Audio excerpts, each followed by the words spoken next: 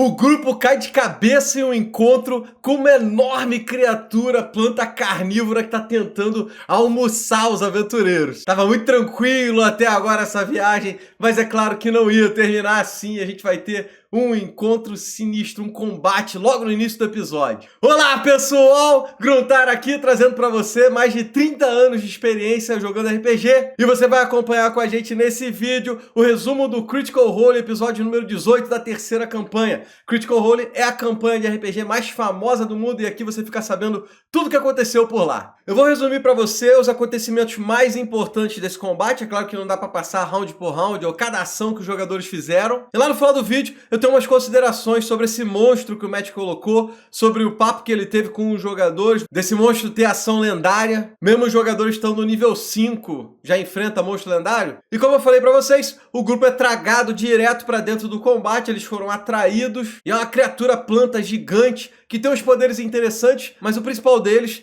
é a possibilidade de engolir um adversário. E aí aqui já tem uma certa mudança, porque o mestre ele faz uma mistura das regras dele, nesse quesito de engolir, com as regras que a gente tem atualmente na maior parte dos monstros do D&D quinta edição, onde você causa uma certa quantidade de dano e aí você consegue sair de dentro da criatura. Eu particularmente não sou muito fã dessas regras de engolir, inclusive pro Pact of Dragons eu vou inventar uns monstros que tem sim essa possibilidade de engolir o oponente, mas para sair depende muito mais de um trabalho em equipe. A galera que tá fora pode dar aquela ajuda, quem tá dentro tem que fazer um esforço específico para sair, alguma coisa desse estilo para tornar o encontro contra uma criatura que engole uma pessoa, engole um companheiro do grupo, uma parada épica, uma parada bem maneira de fazer. Nesse combate em específico, o Ashton, a Laudna e o Fred Cutgrass, eles foram engolidos em momentos diferentes, mas todos os três conseguiram sair de dentro da criatura justamente nessas regras e nesse trabalho de equipe que o grupo teve. Vocês estão vendo o acampamento aí na figura, teve também todo um rolê para acordar o pessoal que estava dormindo, mas de modo geral foi uma luta bastante tranquila e quem deu o golpe final foi o Fred Cutgrass. Teve uma parada sinistra que se destacou, um momento de roleplay no meio do combate. A Laudna teria caído com 0 pontos de vida, mas aí sua habilidade de classe deixa ela com um ponto só, ela tá ativa, tá viva, tá ali numa boa. Nesse momento, ela escuta na mente dela, representando essa habilidade da classe,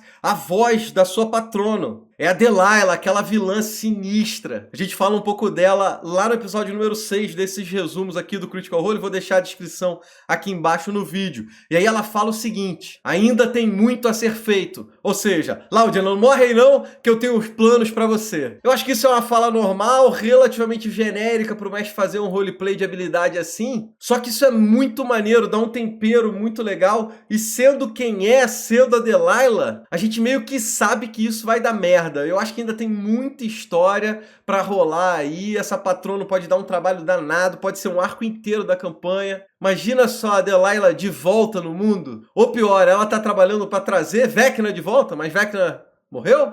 Como é que fica isso tudo aí, rapaz? Deixa a tua ideia aqui no comentário lá embaixo, pra gente fazer essa troca de experiência. Principalmente a galera que assistiu a primeira campanha. No meio do combate, a Imogen usou seu novo foco arcano, aquele que acessa a tabela de magia selvagem, e o efeito até que foi tranquilo. O corpo dela ganhou a coloração azul. Mas é basicamente isso, e o combate termina com os aventureiros vitoriosos. Eu, particularmente, não gosto muito desse tipo de encontro aleatório. Pra mim, é um encontro aleatório que não soma nada com a história, não soma nada com o jogo. É simplesmente um combate que, se for difícil demais e matar os personagens, fica aquela frustração de tipo, pô, morremos num combate aleatório. Se for fácil demais, os jogadores não tem tanta graça, tanto desafio. Eu acho que foi ok ali. Tem muita gente que gosta desses combates aleatórios, que gosta dessa briga. Eu acho que de vez em quando o grupo pode passar por cima de um adversário, não tem muito problema em relação a isso. Só tomar cuidado para não ser uma coisa maçante. Se numa viagem você tem aí 3, 4, 5 combates em encontro aleatório, aí eu acho que fica pegado. Do jeito que foi aqui, foi de boa, todo mundo feliz e contente. O jogo continua e o grupo ainda encontra um pilar que parece ser uma arquitetura élfica. O Orin consegue lembrar de uma história de um deus traidor, isso na época da calamidade.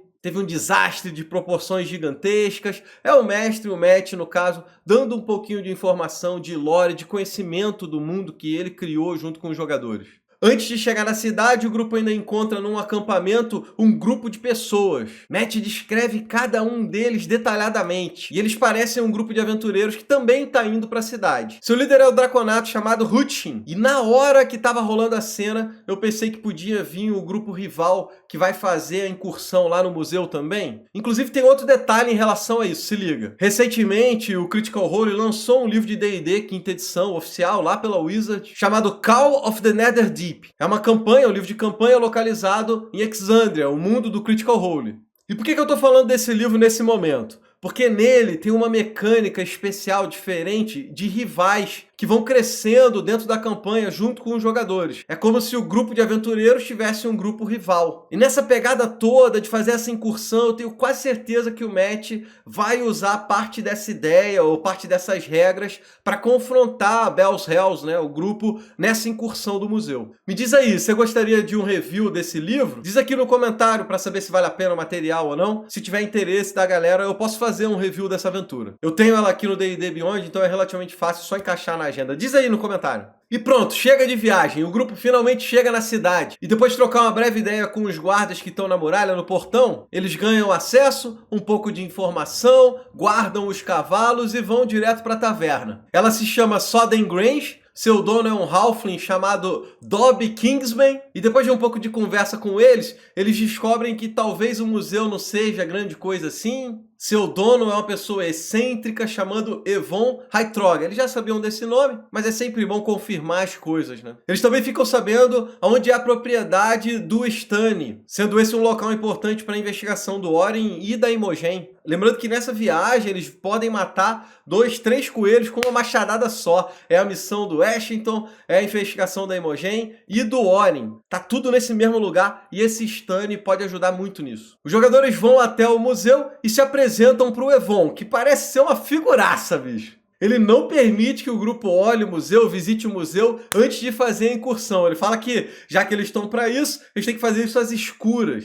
Ele também afirma que o grupo que vai competir com eles ainda não chegou na cidade. Mais um ponto que reforça que aquela galera na estrada pode ser esse grupo rival. Seu Heitroga diz que vai preparar tudo e avisa eles quando tiver tudo certo para iniciar a competição. Eu tô achando que vai dar tanta merda essa incursão, cara. Tô curioso para saber quais serão os segredos do museu que os jogadores vão ter que desvendar e ainda lutar contra os adversários. Então o grupo resolve ir até a propriedade do Stanny.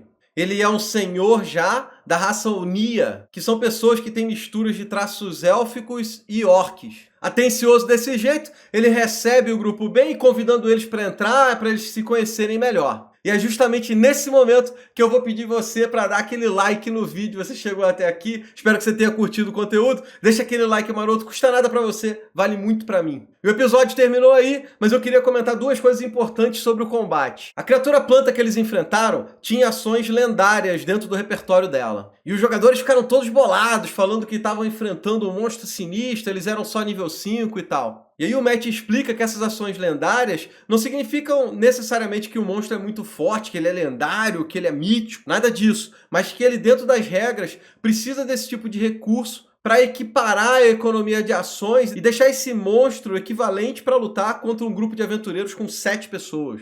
É aquele papo de que a economia de ações no D&D faz muita diferença e um monstro único contra um grupo, ele tem a tendência de ser completamente obliterado. Então o mestre tem que ter esses subterfúgios para poder ter uma luta mais maneira. Então você tá liberado se você quiser botar a ação lendária no seu chefe Goblin nível 3 aí, para enfrentar o grupo nível 3. Eu faço isso o tempo todo nas minhas campanhas, botar habilidades especiais nos monstros. Outra coisa maneira foi que no meio do combate, o mestre avisou, ou ele descreveu de maneira muito precisa, dando a dica para os jogadores, de que o monstro tinha vulnerabilidade a fogo. Deu mais dano na hora que o Chetney acertou ele com as garras flamejantes e tal. Isso favorece os jogadores inteligentes e que estão prestando atenção para poder usar ataques que eles tenham disponíveis que sejam de fogo, que vão dar mais dano. É também uma coisa relativamente rara nos monstros de D&D, porque na quinta edição os monstros não têm muita vulnerabilidade, e isso pode dar um colorido totalmente diferente para favorecer os jogadores que estão atentos, que são espertos, que têm mais recursos. Isso é muito legal e a gente deve botar muita coisa disso no bestiário do Pact of Dragons.